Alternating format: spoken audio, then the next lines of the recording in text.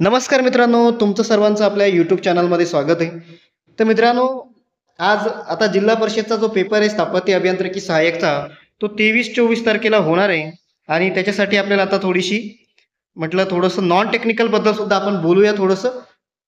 तर non technical बद्दल मित्रांनो, स्थापत्य अभियांत्रिकी सहाय्यकचा 23 आणि 24ला पेपर आहे मित्रांनो. आता 23-24ला काय 2-3-4 दिवस राहिलेले आहे. तर नॉन टेक्निकलसाठी आपण काय काय करू शकतो ते आपण बघूया. कारण जिल्हा परिषदला नॉन टेक्निकल जे आहे ते 60 मार्काला विचारणार आहेत. 60 प्रश्न आणि 40 प्रश्न हे टेक्निकलसाठी असणार आहे. तर हे 60 प्रश्न खूप महत्त्वाचे राहणार आहे मित्रांनो. स्कोरिंग पॉईंट म्हणजे याच्यामध्ये आपण चांगला स्कोअर घेऊ शकतो. हे जे 40 टेक्निकल क्वेश्चन आहे याच्यामध्ये IBPS नेमकं काय बाउन्स टाकेल हे काही सांगता येत नाही. जसं TCS न टाकला तसा एखादा बाउन्स जर पडला तर सगळ्यांनाच ते अवघड जाईल, कोणासाठीच नाहीये. जसं PWD मध्ये सगळ्यांनाच ते अवघड गेलेलं आहे. 16 तारखेचा पेपर ज्याची डिग्री झालेली असेल, ज्यांची डिग्री डिप्लोमा किंवा ITI असेल, सगळ्यांनाच तो पेपर अवघड गेलेला आहे मित्रांनो. तर हे लक्षात घ्या. नॉन टेक्निकल बद्दल आपण थोडंसं बोलणार आहे. मी तुम्हाला काही चॅनलचे नावं सांगणार आहे. त्या चॅनलवरती तुम्ही जर बघितलं तर तुम्हाला त्याचा फायदा होऊ शकतो. शेवटी मित्रांनो अंदाज आहे, मी म्हणतो म्हणून लगेच ते बघायला जायचं असं पण नाहीये मित्रांनो. पण मला वाटतं ते चांगल्या पद्धतीनं बनवतात म्हणून मी सांगतोय. तर मित्रांनो त्या अगोदर एका विषयावरती बोलायचं आहे. तर मित्रांनो व्हॉट्सअपला एका मित्रांचं मला मेसेज आला होता, सर आमचा CA चा पेपर 16 तारखेला झाला आहे. आता नंतर 26ला दुसऱ्या स्टुडंटचा आहे म्हणजे तर सर दुसऱ्या स्टुडंटला तुम्ही क्वेश्चन घेत आहात तर आमचं नुकसान होईल ना सर. CAD वगैरेचे क्वेश्चन तुम्ही घेतायत मग त्यांचे मार्क कव्हर होणार सर. तर असं त्या मित्रांचं म्हणणं आहे. तसाच युट्यूबला सुद्धा एक कमेंट आलेली होती. तर एक कमेंट एका मित्रानं केली होती, सर 28 तारखेपर्यंत प्रश्न फोडायला नको होते. 16 तारखेला पेपर दिलेल्या मुलांचे नुकसान केलात.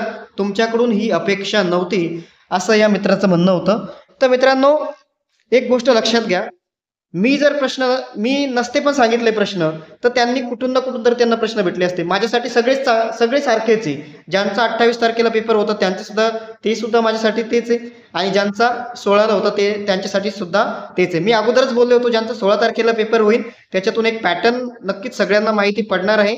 पण सेम पॅटर्न IBPS फॉलो करणार आहे का? 28 तारखेला जो पेपर होईल किंवा 28 तारखेला जो पेपर होईल तेच पॅटर्न IBPS फॉलो करणार आहे का? आपला IBPS म्हणजे TCS फॉलो करणार आहे का? का लाकडावरतीच प्रश्न पडणार आहेत का की AutoCAD-वरच प्रश्न पडणार आहेत? आता 16 तारखेच्या पेपरमुळे काय झाले, सगळे मुलं डायव्हर्ट झालेले. सगळ्यांना माहिती झालंय की सर्वेवरती 90% प्रश्न पडलेले आहेत. तर सगळेजण सर्वेवरच्याच मागे लागलेले. लाकडावरती प्रश्न पडतात, लाकडाच्या टूलवरती प्रश्न पडतात तर सगळेजण त्याच्या मागे लागलेले. तर जर सेम पॅटर्न आलं तर थोडासा फरक पडू शकतो.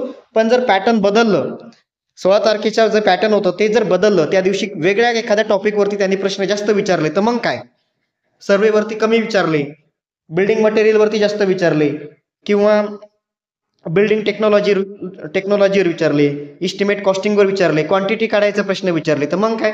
तर मित्रांनो असं नाही होऊ शकत. तुम्हाला जास्त काही नुकसान होणार नाही, मला तरी असं वाटतं. तर तुम्ही गैरसमज करून घेऊ नका मित्रांनो. ज्यांचे पेपर झालेले आहेत सगळ्यांचाच पेपर तो अवघड गेलेला होता.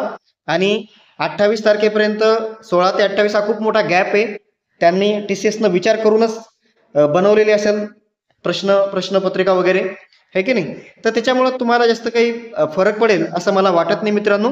होऊ शकतं वेगळाच काहीतरी बाउन्स ते मारतील आणि पुन्हा सगळेजण क्लीन बोल्ड होऊन जातील, असं सुद्धा होऊ शकतं मित्रांनो. तर हे लक्षात घ्या. मला नाही वाटत तरी सुद्धा तुमच्या भावना दुखावल्या असतील मित्रांनो, तर सॉरी मित्रांनो. नंतरचा प्रश्न नंतर बघा मित्रांनो. तर नॉन टेक्निकल बद्दल बोलूया मित्रांनो. तर इंग्लिशसाठी 15 प्रश्न हे इंग्लिश बद्दल विचारणार आहेत. तर त्यासाठी मी तुम्हाला 2 YouTube चॅनल सांगतो. एक इंग्लिश विथ राणे मॅम, सगळ्यात भारी चॅनल आहे मित्रांनो, की म्हणजे फ्रीमध्ये असं नॉलेज कोणी देऊ शकणार नाही इंग्लिशसाठी. जर तुमची इंग्लिश वीक असेल आणि तुम्हाला पुढे सरळ सेवेची तयारी करायची असेल वेगळ्या पदासाठी, तर यांनी जो कंटेंट बनवलेला आहे इंग्लिशसाठी तो खूप भारी आहे. पण सध्या दिवस कमी राहिलेले आहेत. तर IBPSचा जो भर असतो तो क्लोज टेस्टवरती असतो. क्लोज टेस्टवरती ते प्रश्न जास्त विचारतात. म्हणजे एखादी क्लोज टेस्ट विचारतील, एखादा पॅसेज पडेल तर या मॅडमनं ते घेतलेलं आहे. तर यांच्या चॅनलवरती प्लेलिस्टवरती जाऊन तुम्ही क्लोज टेस्ट आणि पॅसेज थोडेसे बघा.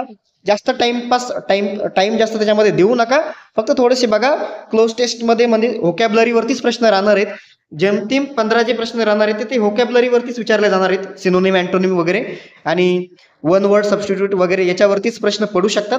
पण जर क्लोज टेस्ट वगैरे विचारली, IBPS चे फेवरेट टॉपिक येते क्लोज टेस्ट पॅसेज, तर ती तुम्ही बघू शकता. त्यानंतर मराठीमध्ये पण ही जे इंग्लिश विथ राणी मॅम आहेत या हिंदीमध्ये त्यांचं कंटेंट आहे. आणि एक गायत्री इंग्लिश अकॅडमी म्हणून आहेत, तर हे सुद्धा सर खूप चांगल्या पद्धतीनं शॉर्टकट ट्रिक सांगतात. तर ह्या ट्रिक सुद्धा महत्वाच्या असतात. जर चेंज द व्हॉइस वरती प्रश्न पडले, यांच्या ट्रिक सुद्धा चांगल्या कामी पडतात. मी क्लासेस वगैरे लावा असं नाही म्हणतोय, त्यांचा जो कंटेंट आहे तो चांगला आहे. जर तुम्हाला वाटलं तर बघा. इंग्लिशला तुम्हाला चांगला फायदा होऊ शकतो. सेंटेन्स अरेंजमेंट वरती, PQRS वरती सुद्धा प्रश्न पडू शकतात. शेवटी 15च प्रश्न आहे. एक तर व्होकॅब्युलरी वरती सगळे टाकतील किंवा काहीतरी प्रश्न ते ग्रामरवर टाकतील. इंग्लिश विथ राणी मॅमचा एक 60 रूल, तो सुद्धा चांगला कंटेंट आहे. तर मित्रांनो, अशा पद्धतीने तुम्ही यांचं चॅनल बघू शकता. शेवटी मी फक्त अंदाज सांगतोय मित्रांनो, शेवटी काय होईल ते पेपरवरती अवलंबून असतं. त्यानंतर मराठी मित्रांनो, ABC एज्युकेशन ॲप, तुम्ही एक युट्यूब चॅनल आहे या सरांचं. हे स्पेशली IBPS मराठी वरती बनवतात. तर IBPSचं जे पॅटर्न असतं ना मराठीचं, ते इंग्लिश सारखंच असतं. जे क्लोज टेस्ट असतात ना, इंग्लिशचे क्लोज टेस्ट विचारली, सेम पॅटर्न ते मराठीमध्ये फॉलो करतात. तर एकदा यांचं सुद्धा तुम्ही व्हिडिओ थोडेसे बघा. जास्त वेळ टाइमपास करू नका. बाळासाहेब शिंदेचं जरी केलं तरी सफिशियंट आहे, पण थोडंसं ते लॉजिकल विचारतात.